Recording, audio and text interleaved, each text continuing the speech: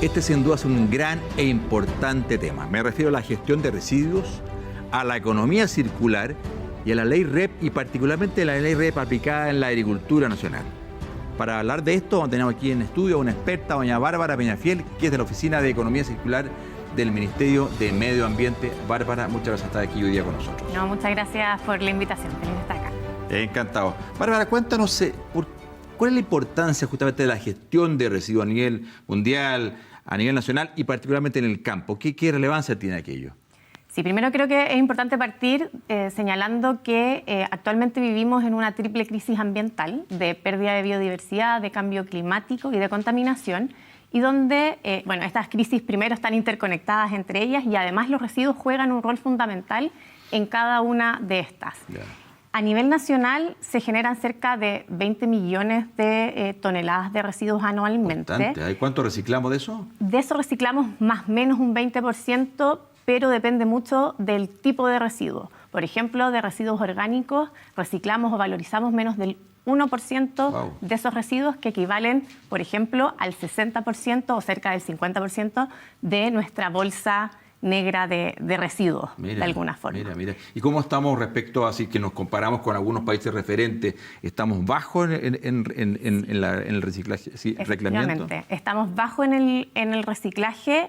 Hay países, por supuesto, pioneros que partieron hace más de 30 años, por ejemplo, con el reciclaje de los envases y embalajes en Europa, y donde las tasas de recolección llegan a veces al 60-70%, y nosotros todavía estamos en porcentajes menores, pero ya estamos trabajando con distintas regulaciones, como por ejemplo la ley REP que tú mencionabas, para aumentar esas tasas de valorización, como también otros documentos estratégicos que tiene el Estado para poder aumentar las tasas de valorización, disminuir la generación de residuos y ir cambiando un poco esta lógica que tenemos de una economía lineal, donde producimos, usamos y desechamos, sino que más bien pasar a una lógica de economía circular, donde mantenemos los recursos por mayor cantidad de tiempo en circulación, donde valoramos la revalorización, la reparación, el reciclaje y otras formas. ¿Cómo, Bárbara, encanta a mí tratar de pasar como de la imposición, o sea, que más usted porque la ley le indica que si usted tiene que hacer esto, fondo y no puede, y si no le vamos a multar, a algo que en realidad esa persona se sienta como parte de un aporte mundial, pero también fondo en lo propio, fondo puede generar incluso, y conocemos ejemplos extraordinarios, que gracias al reciclaje se pueden generar nuevos productos que tienen valor. ¿Cómo ha ido avanzando aquello, Bárbara? Efectivamente, yo creo que ese es uno de los grandes desafíos, justamente, es cómo involucramos a la ciudadanía, también a las empresas, por supuesto, a entender esto como una nueva forma en cómo producimos y consumimos los productos y servicios que tenemos. Yo creo que ese es uno de los desafíos, es involucrarlos, incentivarlos justamente, no solamente a través, por así decirlo, como del garrote, sino que también cómo vamos generando incentivos y haciendo este cambio, que también es un cambio cultural. En el fondo se requiere justamente que cambiemos la forma en que diseñamos los productos, pero también en la forma en que los consumimos y los utilizamos. ¿Y qué ha ido pasando en el campo a propósito de la ley REP? ¿Cuántos de los productos de la generación de residuos que se generan en el campo son parte de la ley REP y cómo se ha ido avanzando? ¿Cuál es tu mirada al respecto? Yo creo que primero hay que decir que desde la agricultura creo que partieron antes también de la ley REP, y ahí creo que es importante valorar justamente los programas voluntarios que ya existían antes de la ley REP en los campos donde se estaban valorizando y recolectando, en el fondo, envases, ¿cierto? Y yo creo que ese es el ámbito en que más se ha desarrollado. Bueno, la ley REP incluye los envases y embalajes, también los neumáticos, y ahí está la maquinaria agrícola. Y prontamente, el próximo año, van a empezar las metas de recolección y valorización de aceites lubricantes, que también pueden tener ahí una relación, en el fondo, con los campos.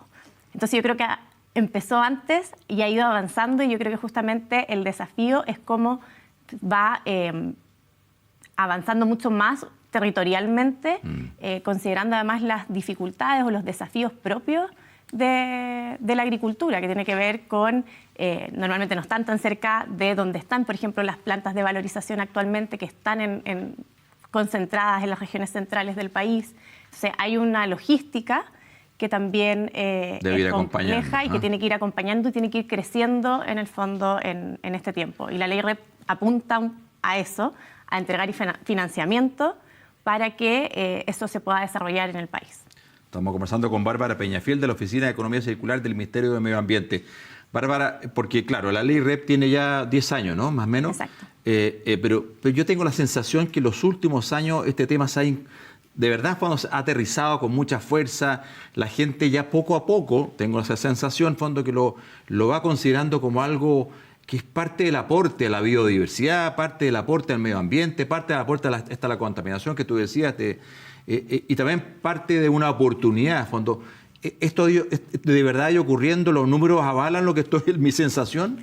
Sí, la ley REP se publicó el 2016, pero requería que para cada uno de los productos prioritarios que establecía la ley, que eran los envases y embalajes, los neumáticos, los aceites lubricantes, las pilas, los aparatos eléctricos electrónicos y las baterías, que eran los que estaban en el fondo en esta ley original, se tenían que ir desarrollando procesos específicos para cada uno de ellos para abordar las especificidades en el fondo de cada uno de estos productos y poder generar metas de recolección y valorización acordes a cada uno de estos. Entonces, la ley se publicó el 2016 y el 2023 recién comenzó la recolección y valorización de neumáticos y de envases y embalajes. Perfecto. Entonces, pasó un buen tiempo, porque también esto requiere procesos participativos con la industria, con la academia, en el fondo con un amplio número de personas y de actores interesados para poder generar esta regulación. Entonces, hoy en día ya está funcionando la REP para envases y embalajes y la REP para neumáticos, que partieron en el 2023. Entonces ya llevan un par de años funcionando y el próximo año parte aceites lubricantes. Y si uno ve, por ejemplo, envases y embalajes, actualmente más de 50 comunas del país ya tienen recolección selectiva puerta a puerta, lo que antes era exclusivamente o normalmente se daba más en comunas que tenían mayores recursos, donde podían hacer esa recolección puerta a puerta. Hoy eso se ha ido ampliando. Se ha ido facilitándolo. Exacto, y se ha ido ampliando también saliendo de la región metropolitana hacia otras regiones. Bárbara, y un poquito para lo están escuchando muchos agricultores, para ahí darle ciertas orientaciones. ¿Cuáles son la ley REP de responsabilidad, ¿cierto? ¿Cuáles son las responsabilidades que tiene el agricultor? El agricultor recibe muchos envases en distintos productos que compra, pero también fondo eventualmente comercializa fondos productos con envases. ¿Cuáles son las responsabilidades concretas que tiene el agricultor para este efecto? Perfecto. Ahí quizás primero, claro, explicar un poco cuál es la responsabilidad extendida del productor. Lo que hace es que quienes ponen ciertos productos en el mercado se tengan que hacer cargo del fin de vida de estos productos. Entonces, si yo pongo envases y embalajes en el mercado, pongo un producto embalado, voy a tener que hacerme cargo de su recolección y valorización financiando un sistema de gestión. Y en el fondo, entonces tenemos primero esa responsabilidad para los que nosotros denominamos productores, que son quienes lo ponen en el mercado o quienes lo importan para su propio uso profesional. Entonces es una definición un poco más grande de productor. Y después tenemos, por ejemplo, a los consumidores, que aquí serían, por ejemplo, los agricultores que consumen estos productos envasados y embalados, que tienen la obligación de entregarlo a un sistema de gestión. Esto, en el fondo, podemos tener la obligación justamente de recolectar y valorizar, pero si el consumidor, en el fondo, no lo entrega o no lo dispone separadamente, no vamos a lograr nunca generar, en el fondo, esta recuperación de los materiales. Requiere una planificación, un orden para poder ser parte de la solución, ¿no? Exactamente. Hay que, en el fondo, incentivar desde la ciudadanía la separación en sus hogares, pero también desde los productores que se sumen a los sistemas de gestión. Eso también es relevante. El universo de regulados, por así decirlo, de los envases y embalajes, por ejemplo, se calcula en más de 14.000 empresas que deberían estar reguladas y todavía faltan empresas que se sumen a los sistemas de gestión.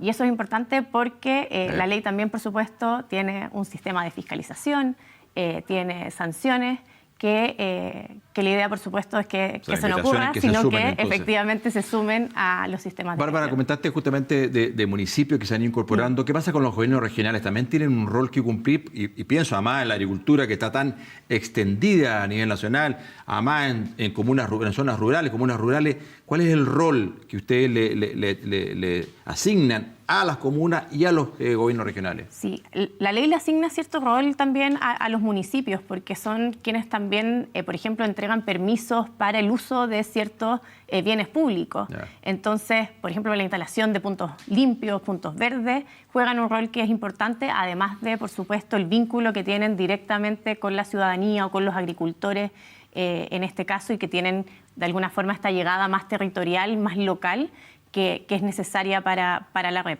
Y a nivel de gobiernos regionales yo diría que puede ser un rol más bien de facilitar también la generación de infraestructura, que actualmente quizás en ciertas regiones todavía no existe.